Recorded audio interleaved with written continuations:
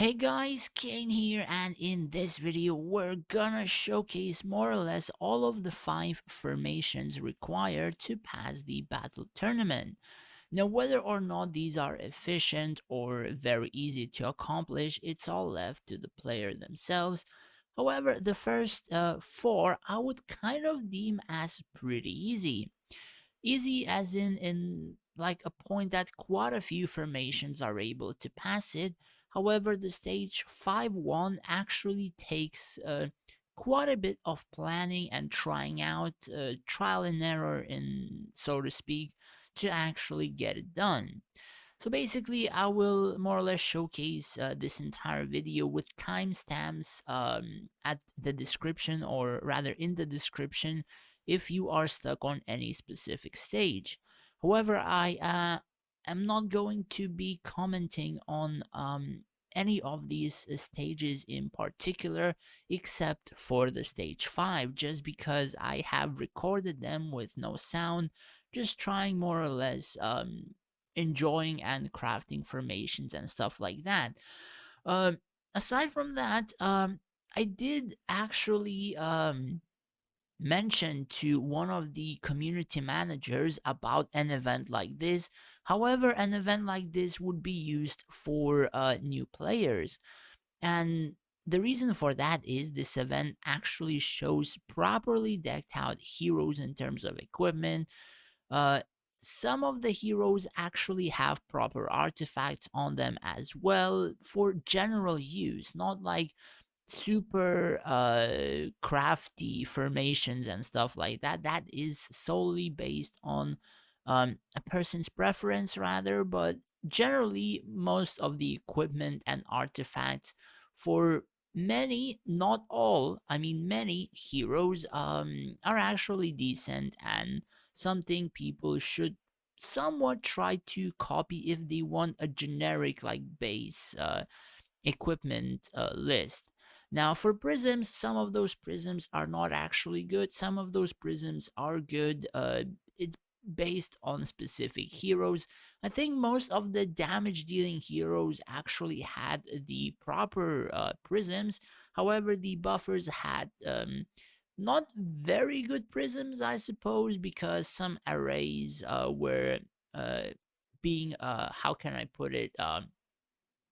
The same as quite a few others. So if you would have Avalon with Guardian, then there was Talk with Guardian or Elana with Guardian. So they had like the same arrays of prisms, and they're not stacking as far as I'm aware. So that sort of a thing would need to be worked out and also swapped.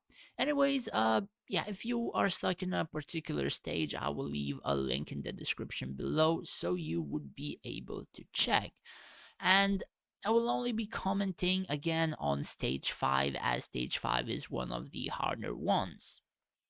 So, this is the stage 5 right now. So, the formation that you are able to see right now is not actually made by myself.